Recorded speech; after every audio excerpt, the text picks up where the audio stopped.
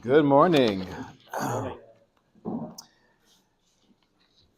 This topic is fundamental, and the goal of our time together this morning is to radically change the perspective on our image of reward and punishment in the afterlife. The goal is not to walk out of the Shiur feeling, hey, I no longer have any fear of sin. It's not that big of a deal, right? That wouldn't be a good thing. However, good morning, welcome. The objective would be to still have a very healthy fear of sin, but understanding and actually appreciating the system of schar and onesh. I had this conversation many years ago with Joe Alberino, and when he moved to Chicago, he called me and said I was telling over some of the Kolel Chevra and others about what my rabbi in Boca said about reward and punishment, and basically how God does not punish. And they told me that was apikorsis. So I said, listen, what do you expect from a rabbi in Boca? That's. But we're going to see a very, very fundamental insight. We do not believe that God punishes.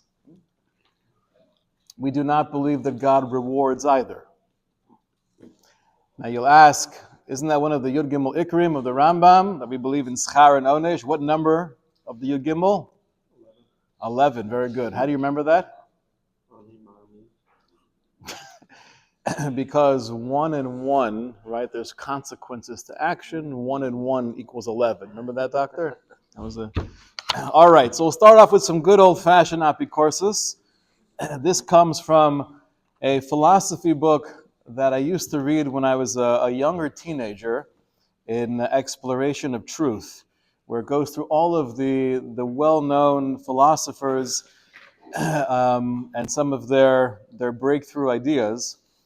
It's entitled A Modern Introduction to Philosophy, and it was printed in 1952. So it was modern, now it's not as modern. So David Hume has an essay, Immortality of the Soul, and he basically calls into question the belief in heaven and hell. By what are punishments and rewards distributed? What kind of scale? What is the divine standard of merit and demerit? Shall we suppose that human sentiments have a place in the deity? Good question. Punishment without any proper end or purpose is inconsistent with our ideas of goodness and justice, and no end can be served by it after the whole scene is closed. Punishment, according to our conception, should bear some proportion to the offense. Why then eternal damnation for the temporary offenses of so frail a creature as man? These are valid questions. Okay? Heaven and hell suppose two distinct species of men, the good and the bad, but the greatest part of mankind float betwixt vice and virtue. You say this over in English? Sure. I don't really believe, right, this is the translation of David Hume, I have a hard time believing in the concepts of heaven and hell that I've been taught in his exposure to religion. First of all, why would the divine punish in the first place? What's the goal of eternal punishment?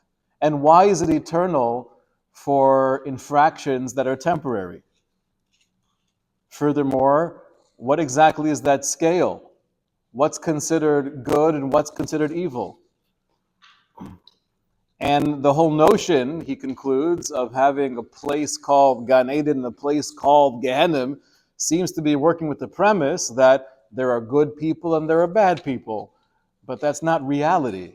The reality is most people have flaws and they have virtues, and we float somewhere in between vice and virtue. So what he's really saying is the whole concept doesn't make sense, and how would this be true if the premise is there's a divine, compassionate, all-powerful creator of the universe? And these are all valid questions. So before we deviate here, I just want to appreciate together, why is kafira so helpful? Why is apikorsis something that we actually cherish? I do want to mention that today's shiur is sponsored Leilui Nishma Zev Ben Yitzchak Mendel. Today is his yard site. His neshama should have an aliyah. You could ask a question. The idea of trying to figure out God's motivations, even if it seems to make no sense to us, just the idea alone of trying to use our capacities to do that, when we're obviously very limited. So that's a good question. Who are we to even try to understand the motivations of the infinite? And the truth is, it makes a lot of sense for us to have many questions without answers, but the starting point would be, do I believe in this system in the first place? If the entire system that you're proposing seems to be so inconsistent with my understanding of justice and truth, so that I'm not sure I'd buy into the system to begin with. Now, to appreciate apikorsis for a moment, Rav Kook has an incredible essay where he says, and we touched upon this in a previous shiur, Kol hagedora be'alokus mavia lidei kfira. What leads to heresy?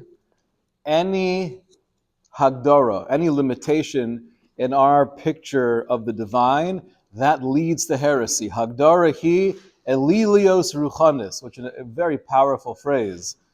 Limitation or a childlike view on HaKadosh Baruch Hu is basically spiritual idolatry. So idolatry is alive and well. It might not be we're bowing down to statues, but there could be an element of idolatry within our avodas Hashem. And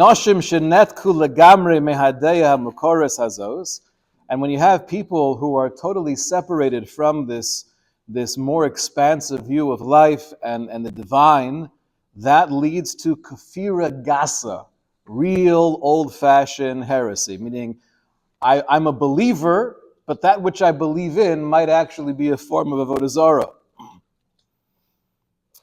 Okay. He says, Hakafira ba, this is the second line in the second paragraph. Hakfira ba ke'ein sa'aka me'atmis machovim. Kfira is coming like a painful cry out of the soul, ligol esa adam miber tzara nachriyazo, to free a human being from his foreign concept of truth. Lahaloso mecheshchesa osios pisgamim, to elevate us out of just the words and the phrases that we have in our head from our youth, le'meor haroyon v'hergish, to a greater light and hargasha of truth. Yesh lekfira schus hakil marai. There's definitely merit to temporary kfira, meaning to say, just like David Hume needs translation, Lahavdil Elv Havdalos with Cook also needs translation. His point is that often kfira is really just based on a very narrow understanding of truth.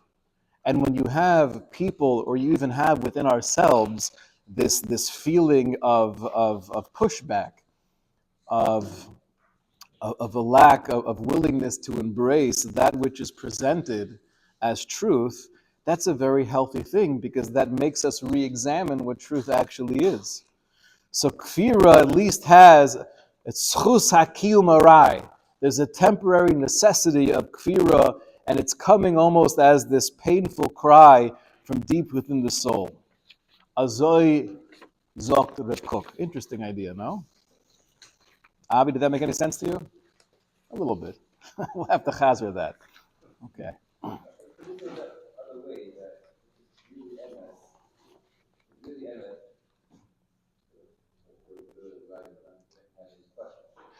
Right. Meaning his point is similar to that line we quoted from Rav Levi Yitzchak of Berditchev. If I had to believe in the same God you don't believe in, I wouldn't believe in him either.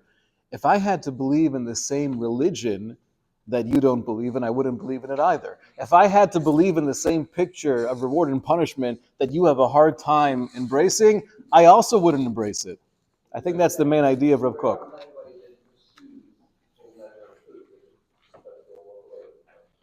Right.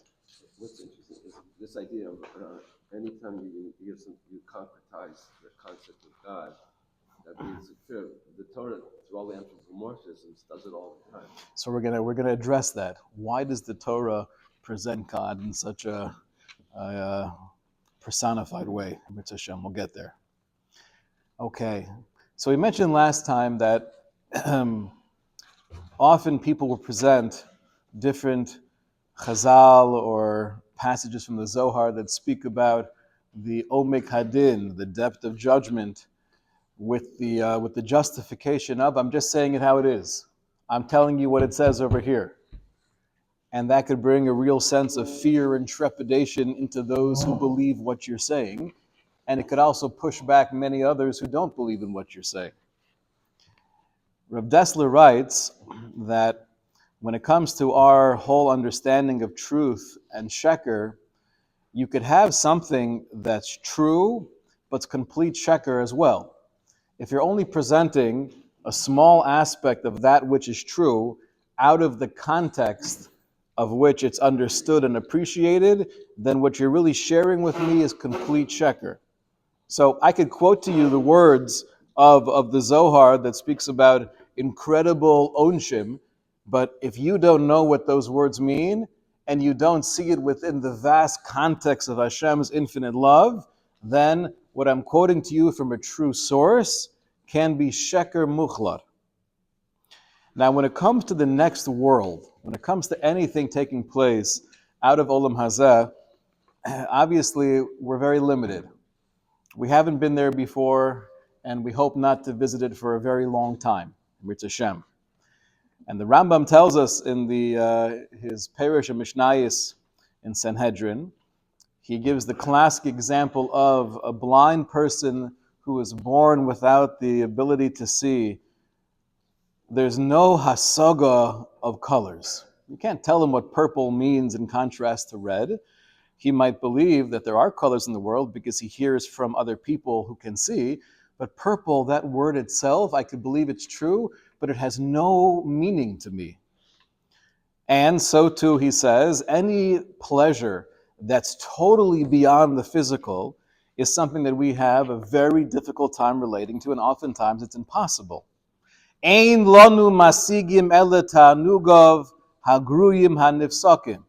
The pleasures that we connect with and that we enjoy are generally those pleasures that are fleeting, and they're connected, they're interwoven with the physical world we live in. Avol hatanugim hanafshiyim heim tamidim omdim la'ad einam nifsakim. But real eternal pleasure, the pleasure of lehonos meziv shechinoso, of real connection with the Borei Olam, that's unending. Ein beinehem ubein elu tanugim yachas. There's really no connection whatsoever. There's no parallel you could draw between the types of pleasures we enjoy in this world in contrast to the tanugim that are spoken about in the world to come. So we do say that Shabbos is me'ein olam haba, and I think the idea there is we could tap into some level of spiritual pleasure. Right, when a person's engaged in selfless chesed, when a person is getting into tefillah, there's definitely a dveikus that we can experience in this world. But what the Rambam's saying is, it's such a shell of the real rich hana that's spoken about in the Olam Ha'emes because we haven't experienced that. Right, the phrase of the Gemara is ayin lo rasa. No one has ever seen it before. So even the greatest of Nevi'im, they can't depict exactly what goes on. The Drushas Haran, which we're going to delve into together, he says that when it comes to Olam Haba, not just the Tanugim, but the Onshe Olam Haba, we have no clue. Ve'im niftach pinu, and if we even open our mouths, b'meh she'ulai tovi elova svara, on that which might seem accurate, umasher nota lo midivrei rezal, or that which we think Chazal is teaching us, niyeh kechomim, you're basically a dreamer. Meaning, you might be reading from an explicit text, an authentic, explicit text, but what the Ran is telling us is, one of the great Rishonim, you have no idea what you're talking about.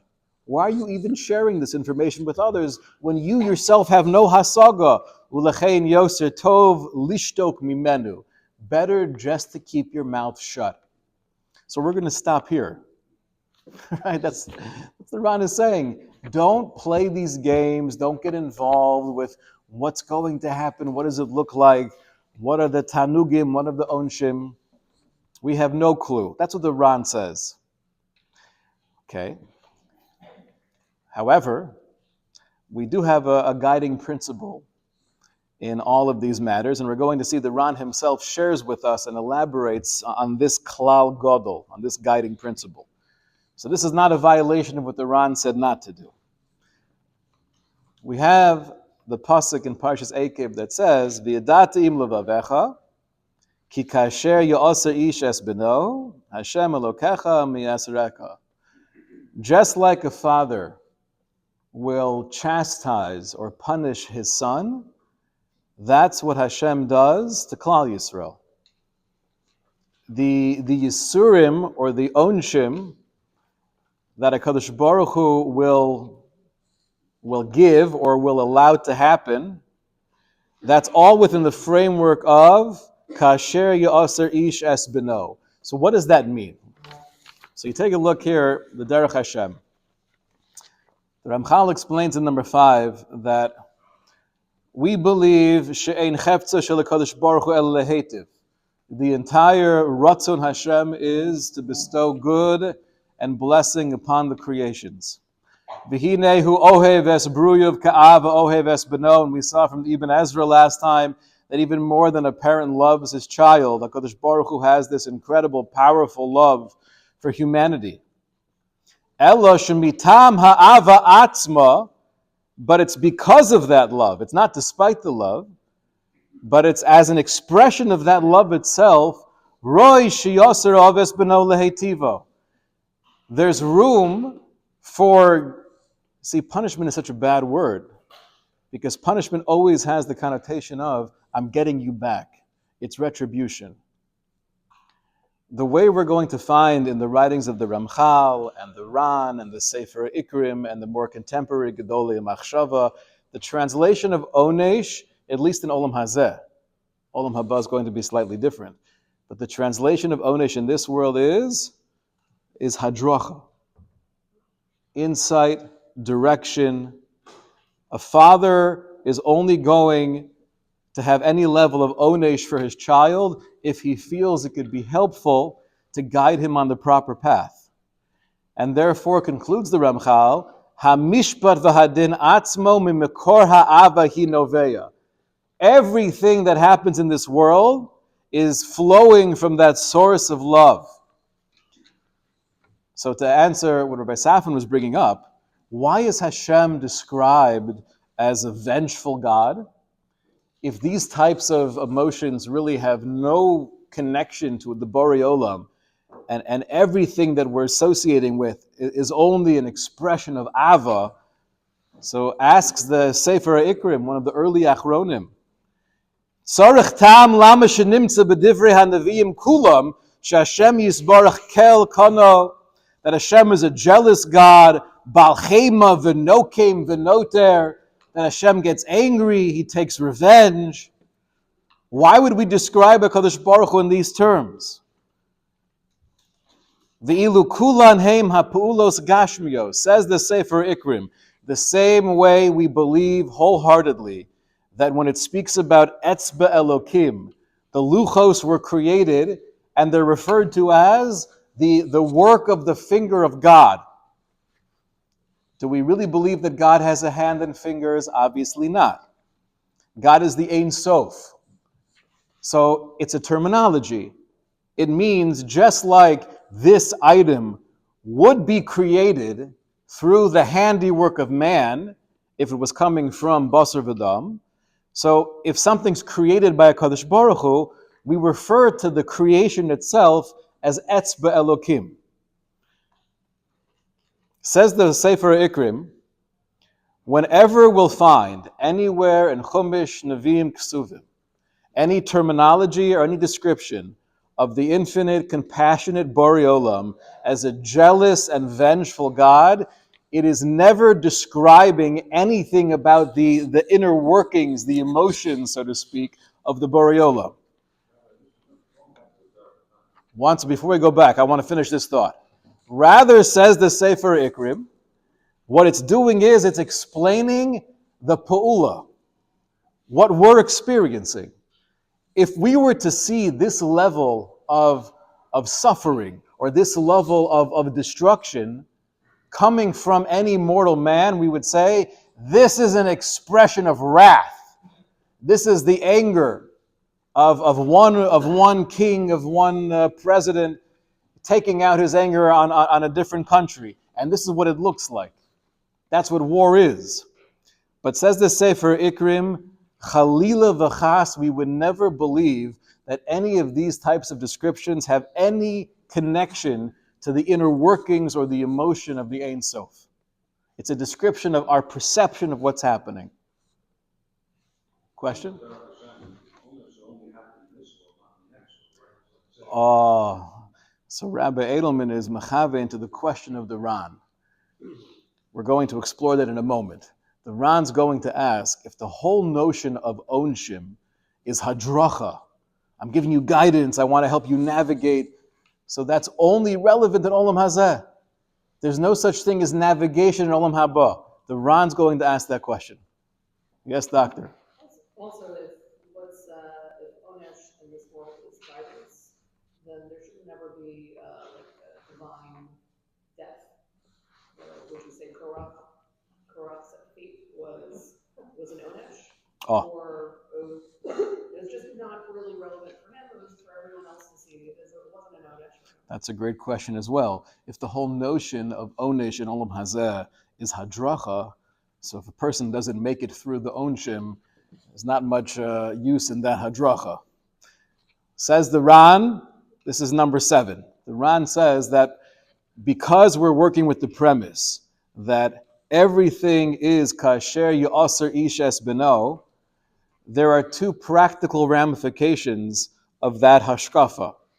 First is that the chet itself is not commensurate with the offense. Meaning, in contrast to the assumption of David Hume, where the punishment is even worse than the infraction, the Ran is saying actually it works the opposite way. If this is all coming from a divine parental love, it's never going to be even equal to the infraction. That's Aleph. Beis is she'ein ha'onesh shemanish es beno mechaven la'atzmo. There's never an objective benefit in the punishment. Avahu liyashir es beno, it's only to guide one's child. And the Ran says, or it could be helpful in guiding others. Now that might answer this idea of if a person is not able to live through those onshim, Korach. What's the point of punishing Korach if he's not going to be able to now be choser b'tshuva based on experiencing the Yisurim? The answer could be it's a hadracha for the rest of humanity. So the person reaches a point of no return, and then Hashem wants to stop them before they get any worse. That would be an act of chesed. Yes, that would be an act of chesed. And you could also argue if a person gets to the point where there's no point in giving them any level of onshim because they're so far gone, they're not going to turn around. If onesh is retribution, I'm going to get you back for what you did. A chutzpah. Who do you think you are? So then it makes no difference. You're never going to do tshuva. I'm still going to destroy you. But if that has no shaykhs to a Kadosh Baruch Hu, so then you could argue that If there's no point in the Yisurim, there's no point in the Onshim, there's no Onshim. It's Hadracha.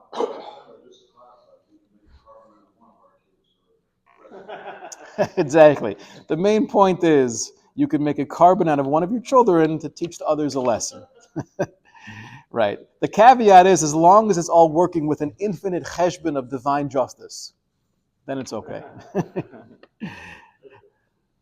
go back for 1 second, if we're patient, like all these languages in the Torah that talk about vengeance and anger,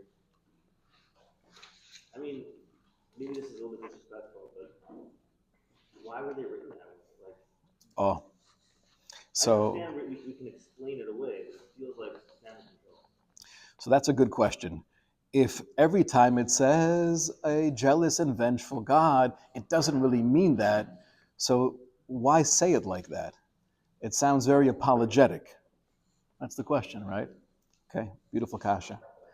The answer is, and the Sefer Ikrim speaks about this, he says that Lashon B'nai Adam, because we live in a world where all we experience is human emotion, the only way to make this real to most of humanity is to describe it in terms that we could relate to on a visceral level.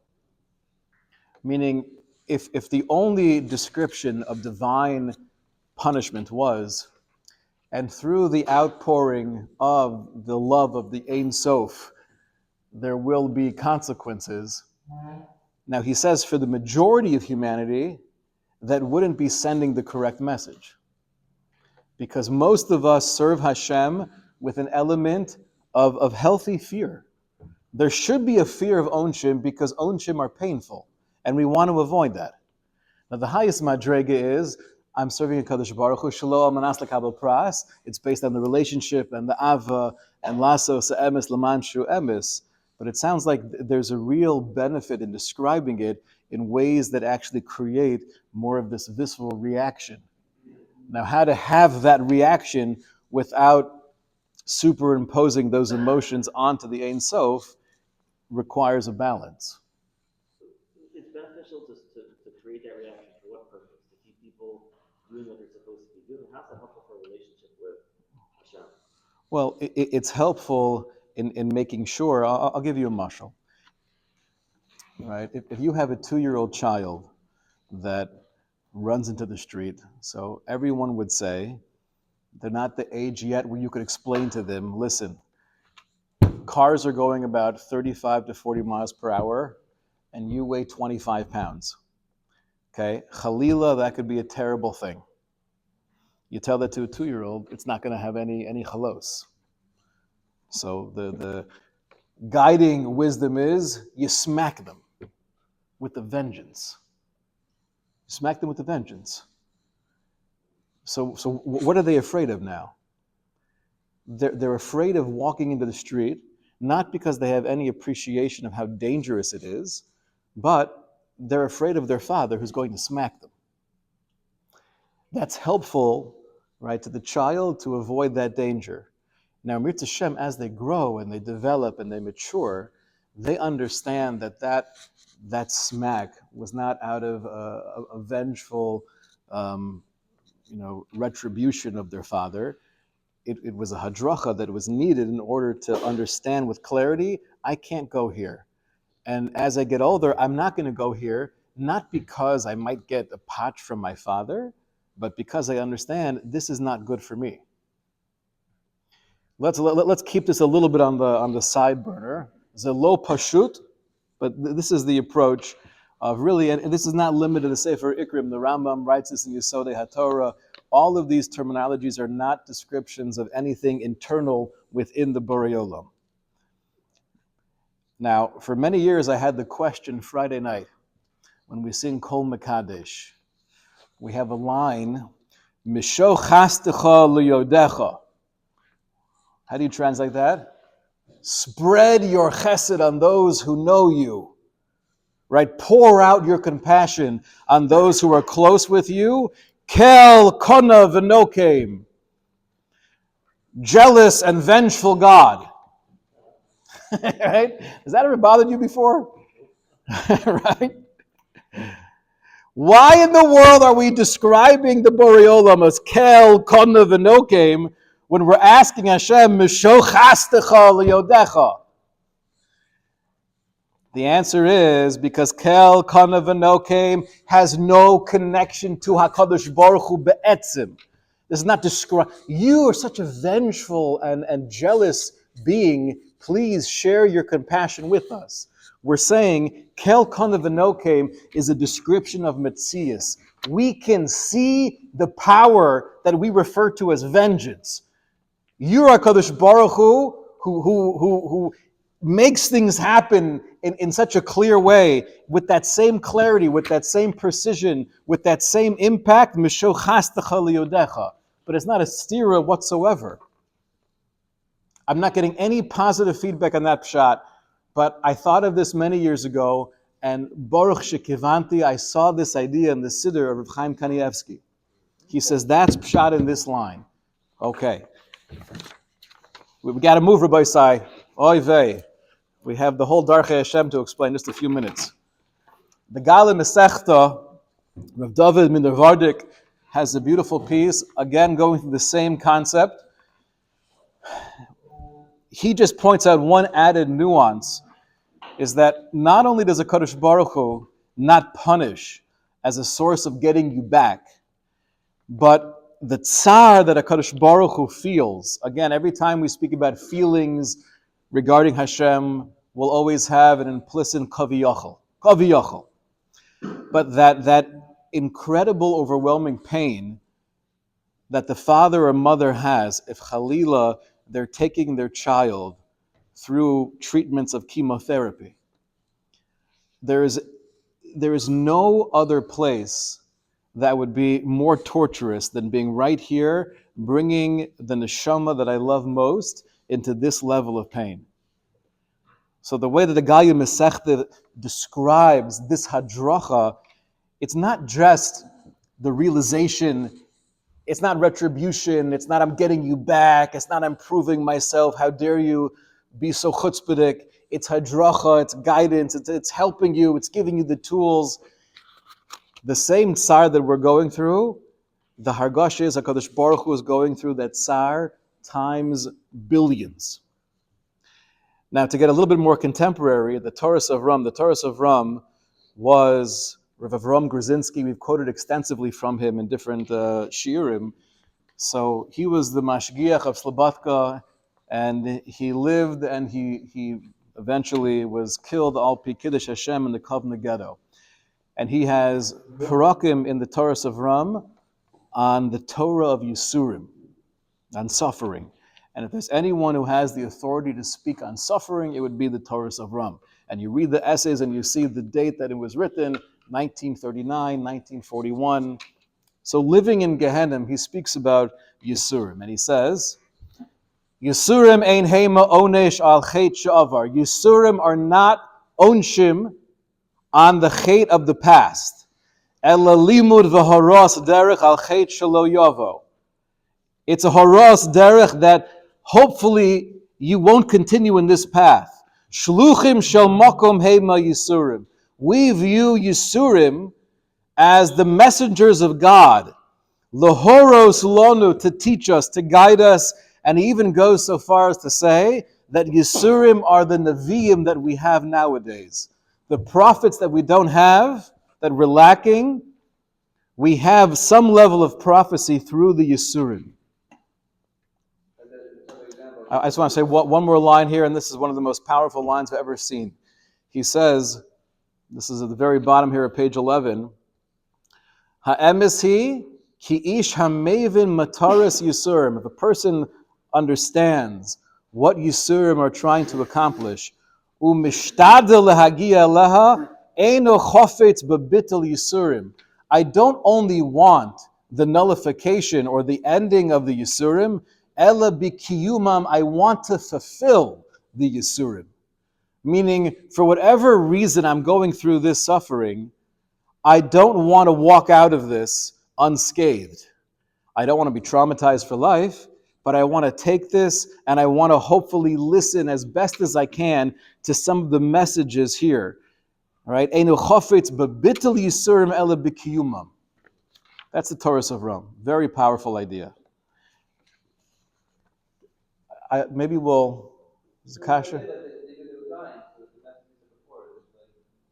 About what? Okay. So again, we have the Ran that it's either hadracha for me in the moment or for others. But here's the $64,000 question. With inflation, this is millions of dollars right here. The Ran in source number 10 says, after explaining this whole idea, this system, this philosophy only makes sense regarding what we refer to as onshim in this world. Onshe olam haba, efshar sheyazeh kafizeh. But this whole approach doesn't make sense when we think about reward and punishment in the next world. Ki hanefesh lo tekabel od shom yeshor acheres. There's no further direction in that world. Whoever I am, when I leave my body and I ascend into the next world, that's who I am forever. Right? The Mishnah in Pirkei Avos that says the one thing that this world has that the next world doesn't have is mitzvos u'masim tovim, the bracha of bechira, that I can elevate myself. In the next world, there's no such thing as bechira, there's no elevating myself, and therefore, how do we understand, asks the Ran, the whole notion of onshim in olam haba? By a show of hands, who is so compelled and engaged based on this question? That was pretty weak, no? It's pretty weak. It's a problem when you're giving a shiur during a yeshiva week. Everyone's already in vacation mode. This is the question, lahavdil, that David Hume was asking. What's the point of having punishments if you're not accomplishing anything? There's no hadracha. Huh? There's no hadracha anymore. There's no hadracha, and he says, don't tell me you're teaching anybody else about anything because nobody sees what's happening. All of those people that could make changes in their life, they're stuck in this world. They don't see your Gehanim, so what's the point of having Gehanim? Oyim v'nora. Okay. Rabbi Light, this here, I think, is probably the most paradigm-shifting idea within the conversation of schar and onesh. The question is, once we get to the next world, what's the point of having any? What's the point of having any onshim? If onesh means hadracha, there's no hadracha. Okay. Says the Ran, ha-onshim are inyan tivi. God does not punish. God doesn't punish in this world. There's no such thing as punishment. It's hadracha. And God does not punish in the next world. Onshim are inyan tivi. They're a natural consequence. Masigim lenefesh mitzad atzmuso, that are coming from within. Onshim in the next world are a natural consequence of the neshama itself, of the choices that I've made in this world. Listen to the way the Nefesh HaChaim describes this. And I think it's also important to appreciate what we're doing today is we're not finding one isolated opinion on the subject that we could somehow relate to. This is the Hashkafas HaTorah. This is what Rav Chaim Volozhin is saying. This is what the Ran is saying. This is what the Sefer HaIkrim is saying. This is Hashkafas HaTorah. The Nefesh HaChaim elaborates on this idea and explains the whole notion of any concept of punishment in the next world. God does not punish. Take a look at number 12. We have a pasuk in Koheles that says, "As kol ma'aseh Elokim yavi b'mishpat." Every action God brings to judgment. It does not say regarding every action God brings to judgment. Rather, explains Rav Chaim Volozhin that the pu'ula itself, my decision, my bechira, that itself is what is the judgment. And he elaborates. He says every action, every dibur, every machshava that we have in this world, we're building ourselves. We're defining who we are forever. When I leave this world, like the Ran says, Whoever I became, whatever I built is who I am now. Umamela, the way this works is that every time we even think about engaging in a mitzvah, there's even a fleeting thought of wanting to help somebody, of wanting to make progress in my avodas Hashem. There's a kedusha and there's this divine light that is infused into the neshama. Into the neshama, meaning into the shorish neshama. Where's the root of the neshama itself? It's well above this world. It towers above the human being. Right? The body is the shoe that holds, right, that covers the foot of the body. The etzem essence of a human being towers above this world. So every time I'm engaged in a mitzvah of a chesed, or even wanting to elevate myself, I'm building that. There's light that's being channeled into the shorish neshama. V'chein onshin hagehenim, and the same thing is true in Reboche Berah. The onesh is not HaKadosh Baruch Hu doing anything to me, but rather, kasher adam osa achas mimitzvah Hashem asher lo ta'asena, then hapegam v'chorben nirsham chas v'sholom takef lemala b'shosho. When I do something that's wrong, when I hurt somebody, when I totally neglect that which I know to be the Ratzon Hashem, so I'm also building myself. And that koach hatuma, that force is also entering the neshama. And like David Hume said, no one is a complete tzaddik or a complete rasha. We have a lot of complexity within us. V'hu b'chayiv b'gehenim mamish. That means that even while I'm alive, the more I engage in that's unhealthy, right? That which is usher is unhealthy for me spiritually. That means I'm living in an ongoing state of Gehenim. Rak she'eno margish adayin ad acher petiroso. However, we're just not really tuned into that. We're so intoxicated by Olam Hazeh, we're so stifled by the reality of the guf, we don't really have that feeling, bein l'ra, bein l'tov. Maybe we tap into it a little bit psychologically, emotionally. We could feel the constraints of hate, and we could feel the freedom and the inner health, so to speak, of chesed and hatava. But what's happening is, I'm creating myself. Now when I leave this world, when I am only the neshama, and whatever aspect of the neshama that was trapped inside here for the decades that I happen to be in Olam Hazeh is now connected where the entirety of the neshama is in the Olam HaEmes. I am whatever I created. And therefore, this is the mashal. If a person is a chain smoker, and I've been smoking since I was 20 years old, 3 packs a day, and my doctor tells me now that I'm 65, right, the fact that you haven't died yet is an incredible chesed Hashem. Please, we have to work out some way for you to stop this addiction. It's going to kill you. If Chalila v'chas, the person doesn't stop, and he continues smoking 3 packs a day, and by the time he's 70, lo aleinu, he has a terrible lung cancer and dies, would there ever be a question of, why did God punish me like this? Would there ever be a question of, if I choose to jump off a 10-story building, and for some crazy reason I don't make it, would there ever be a kasha, hashkafically, how could God allow this level of destruction? The answer is of course not. Because we understand that there's a reality of cause and effect. What the Nefesh HaChaim is saying, and he elaborates on this in many places, he says this is pshat in the mitzvah, of the mission of schar mitzvah, schar avera. I remember learning about this mission in Reform Hebrew School.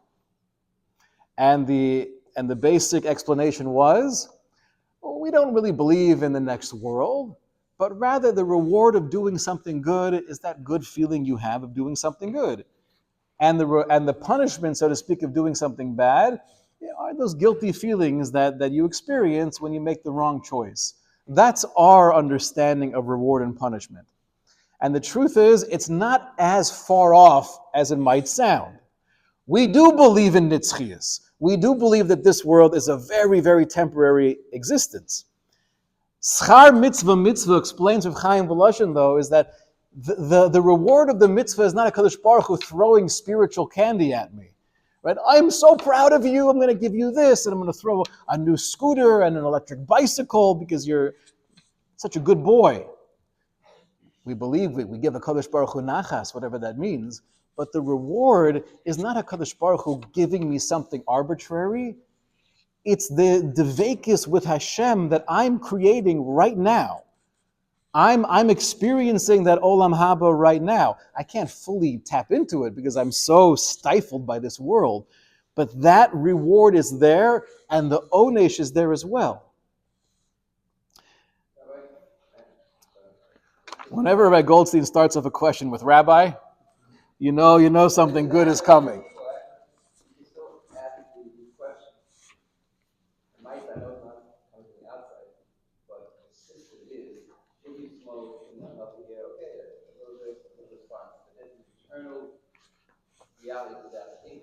Okay. So Rabbi Goldstein is asking, but how do we answer David Hume's question that why should there be eternal punishment for temporary infractions?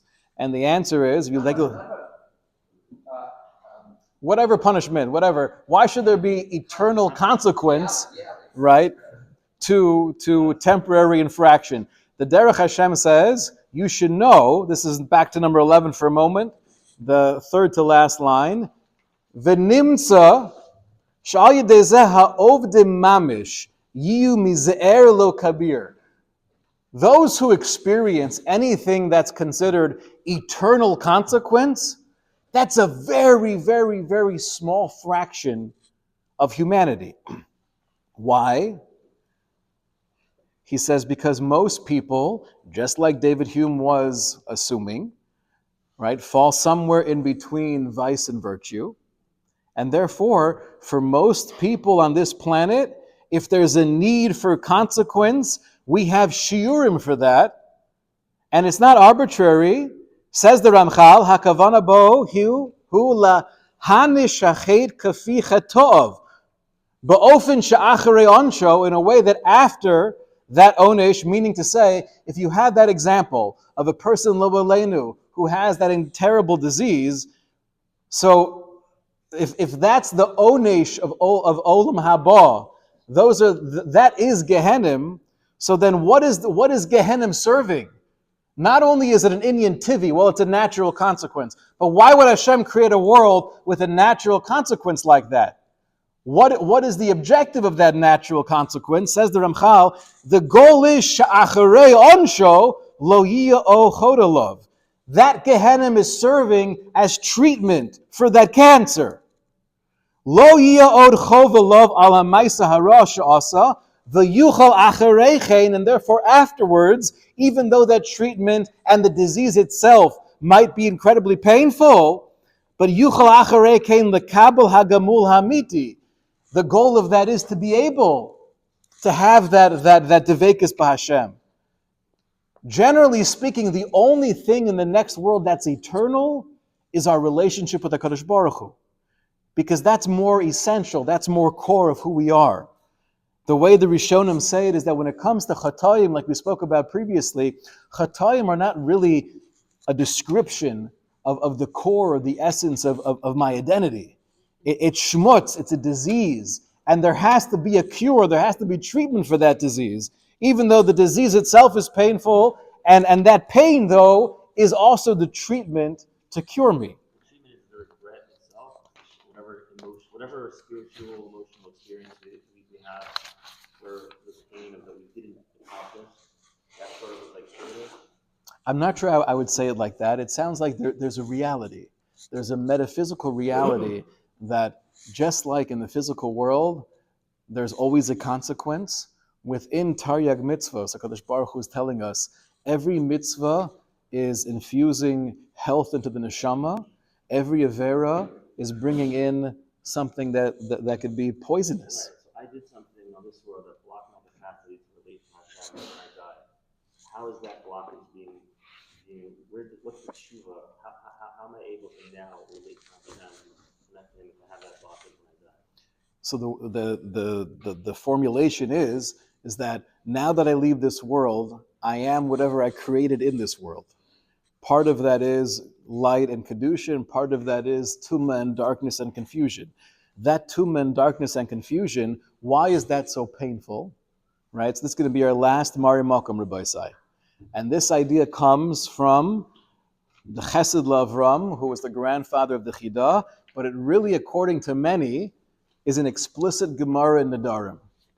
The Gemara in Nedarim and Daf Chesed Rebbe says, Ein Gehenim le'olam haba. There's no Gehenim le'olam haba.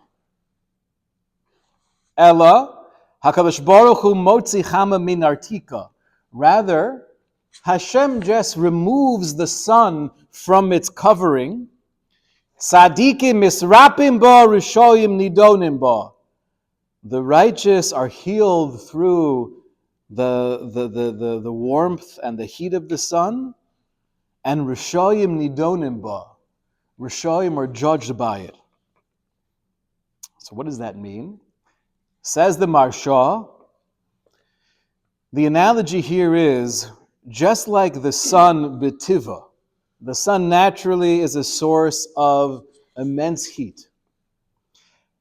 Now, different things respond to heat. Some melt and some thrive. Right? Plants, given the right amount of sunlight and moisture and soil, they grow and they steig and they blossom, and other things will melt and decompose. Says the Marsha, what the Gemara is teaching us here is, Ein Gehenim L'olam V'haba. There's not a place, even a metaphysical place of Gehenim. This is a makom. This is a creation of Onshim. Rather, I myself, whatever I create in this world, through my choices, what I experience in the next world is the Chama coming out from Nartika. Kedushas HaLevi says it means the Behirus, the clarity that HaKadosh Baruch Hu is Melech al Kol Ha'aretz. The Tiferes Sion says a similar idea, that we live in this world in Hester Panim, where God's face and Hashkacha is hidden from us. And then the Olam Haba, all of that is removed. That veil is taken away. And the question is, how do I respond? How do I experience the intensity of divine light? And that all depends on, well, who am I? If I've created a neshama of darkness and confusion and blockage between myself and Ruchnius and the Kadosh Baruch Hu, that same exact truth can be extremely painful. Now the pain in Yirtzeh Hashem, right, will melt away the garbage and the schmutz and the filth, and I'll be able to also have a refuah through that nartika. Now what is this light? We're getting a little bit deep here. The Nefesh HaChaim in Shar Daled says that light is the same Or HaGanuz that HaKadosh Baruch Hu put away for the tzaddikim. The same Or HaGanuz that HaKadosh Baruch Hu was hiding for the tzaddikim in the beginning of Brias Olam, that's the light that's going to be exposed L'Olam Haba. So those who have worked on themselves and they have an appreciation for Ruchnius, it's going to be this Lehonos Miziv Shechinoso in a way that's Lamala Me'asoga Seinu, like the Rambam says. We can't even picture what that means, that love of the relationship. And if Lo Aleinu, we've chosen the path of totally neglecting our spiritual health, so then that same exact Or HaGanuz will be a source of incredible pain. But that pain is the greatest bracha in the world. The way the Ramchal speaks about the pain of Gehenim is, Mechaste Hashem Yisborach.